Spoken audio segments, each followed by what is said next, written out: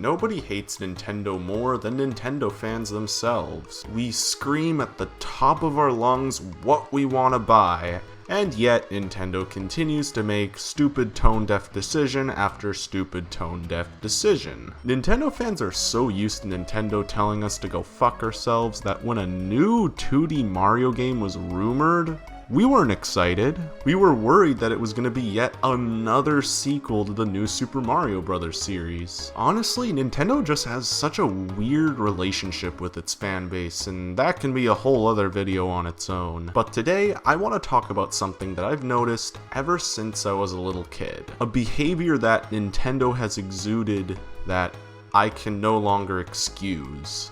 And I just have to come out and say it. Nintendo, why do you hate Mario Kart Double Dash? Not only is Mario Kart Double Dash the most unique Mario Kart, it is one of, if not the most unique racing game in history, with its items and the double racing mechanic, and don't get me started on the tracks. There's so many classics like Luigi Circuit, Baby Park, Mushroom Bridge, Daisy Cruiser, Waluigi Stadium, Mushroom City, Yoshi Circuit, DK Mountain, Wario Coliseum, Dino Dino Jungle, Bowser's Castle. I mean, come on! There's just too many. And yet... When I say that Nintendo hates Double Dash, what I'm mainly talking about is the retro tracks from each Mario Kart game. And to understand how badly Double Dash has been screwed over in the past, we have to go to the very beginning. Mario Kart DS has a bad retro track selection. This is mainly because the tracks that Mario Kart DS remade are from Mario Kart games with very basic tracks, so Mario Kart DS's retro track selection is just filled with basic boring tracks. Hello Frap Snowland and Hello Choco Mountain. However, the GameCube tracks aren't basic, and this was where Mario Kart DS's retro track selection could redeem itself. The GameCube tracks that got remade in Mario Kart DS are Luigi Circuit, Baby Park, Mushroom Bridge, and Yoshi Circuit. It's a bit odd that there's 2 circuit tracks, however, this is a decent lineup. And all 4 tracks were completely butchered. Yoshi Circuit, all of the shortcuts were removed. Luigi Circuit and the mechanic where you drive towards other racers, completely gone. The chaos that made Baby Park such an iconic track, pretty much removed. And I believe Mushroom Bridge got the worst end of the stick. Not only were all the shortcuts removed, but its unique mechanics like the bomb cars, the mushroom cars, and the wiggler buses were also completely removed as well. The thing is, this was their first time doing retro tracks, and they were remaking GameCube tracks in a DS game, so of course they're most likely going to be inferior to the originals. Double Dash really did get screwed over here. It sucks, but I guess I can't get too mad at it. So let's move on to Mario Kart Wii's retro track selection, which is often considered to be much better than DS's. Once again, we have 4 Double Dash remakes. We have excellent remakes of Waluigi Stadium and DK Mountain, but then we also have a remake of Peach Beach, which is a decent track from Double Dash, but it's really nothing special. And Mario Circuit, at the end of the Leaf Cup. Why Nintendo chose to remake the most forgettable track from Double Dash is beyond me. If they really wanted to remake this track, shouldn't it be in the Mushroom Cup instead of the end of the Leaf Cup, where usually more difficult tracks are placed? So overall, when it comes to Mario Kart Wii, the Double Dash representation is much better, but there's still some really weird decisions here. However, Mario Kart 7's Double Dash representation is near perfect. We got only 2 remakes this time, however they're both improvements on already fantastic tracks, those tracks being Daisy Cruiser and Dino Dino Jungle. And from this point on, things were looking up, and Mario Kart 8 was looking like the best Mario Kart game in the series, and with its anti-gravity mechanic, we could get incredible remakes of tracks like Mushroom City, Wario Coliseum, Bowser's Castle, and Rainbow Road. You think this is funny? In a cosmic sort of way, yes. Well, Mr. Funny Man, is this how you get your sick kicks? What? It's just an ordinary Krabby. Oh my goodness! That's right, instead of choosing 2 of the 4 fan favorite tracks that were left in Double Dash, they chose the 2 worst tracks from Double Dash, Dry Dry Desert and Sherbet Land. The Sherbet Land remake was completely pointless as it did nothing to improve the track at all. It had some underwater sections, but it doesn't make the track any less boring. And then there's Dry Dry Desert, which somehow was made even worse than the original. It replaced that open section with all the pokies with a shoehorned water section that's really awkward to drive through. And the tornado that added a sense of unpredictability to the track because it could show up anywhere at any time was completely removed. The original Dry Dry Desert from Mario Kart Double Dash is a bit of a boring track, but it was made significantly worse in Mario Kart 8, which I don't even know how that's possible. That's just impressive. To say the least, Mario Kart 8's representation of Double Dash is horrendous. However, there was one savior, the Mario Kart 8 Wii U DLC. In this DLC, we got 2 more Double Dash tracks, Yoshi Circuit and Baby Park.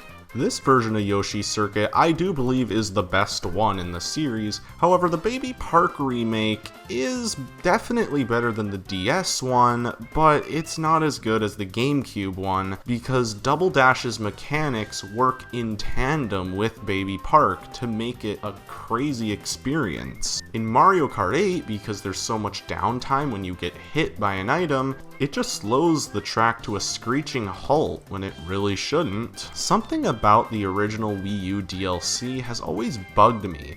It was supposed to be a DLC pack that prioritized tracks that had never been remade before. Other than SNES Rainbow Road and the 2 other GameCube tracks, every other returning track had never been remade before. Come on, where is Mushroom City, Wario Coliseum, Bowser's Castle, Rainbow Road? This was the perfect opportunity to implement some tracks from Double Dash that had never been remade before. Oh well, at least the Double Dash representation in 8 was fixed a bit, and there was always the next Mario Kart game that should come out in a few years. 5 years. Mario Kart Tour is a mobile game where any, and I mean any track had a chance of getting in. It has the most tracks out of any of the other Mario Karts, and once again, this game has prioritized tracks that haven't gotten remade before. So, once again, let's look at the Double Dash representation. We have Daisy Cruiser, Waluigi Stadium, Dino Dino Jungle, DK Mountain, and Mushroom Bridge. All great tracks from Double Dash. But there's one problem. Where's Mushroom City, Wario Coliseum, Bowser's Castle, Rainbow Road? If you look at all the other games in the series, and what tracks Tour has selected to remake, it's mostly tracks that have never been remade before. Aside from Mario Kart 64, but 15 of the 16 tracks from that game have already been remade, and the one that hasn't gotten a remake yet isn't exactly a fan favorite. Why won't Double Dash get a single new remake? Well, there was one last chance. The Mario Kart 8 Deluxe Booster Course Pass. We waited 1 full year, and we didn't get a single Double Dash track, period.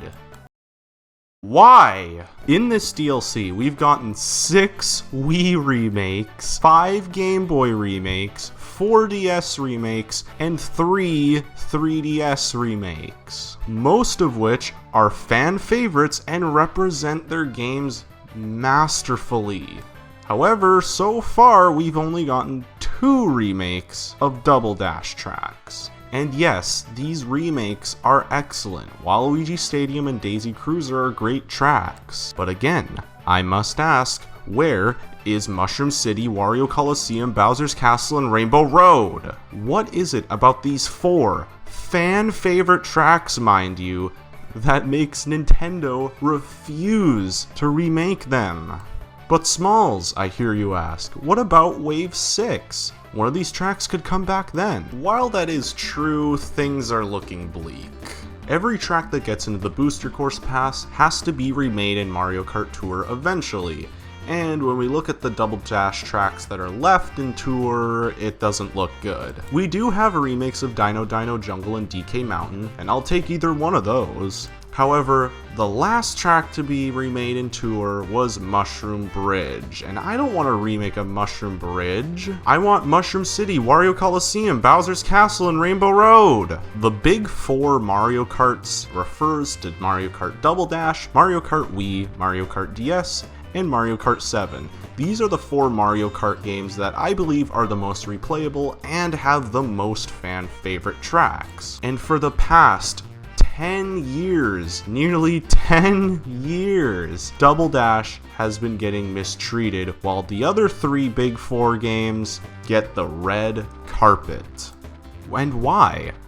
What is it about Mario Kart Double Dash that you hate so much? Why have there only been 2 remakes of Mario Kart Double Dash tracks when you know it's one of the most popular games in the series? After 10 years of seeing one of my favorite Mario Kart games get mistreated, I'm just gonna take whatever I get.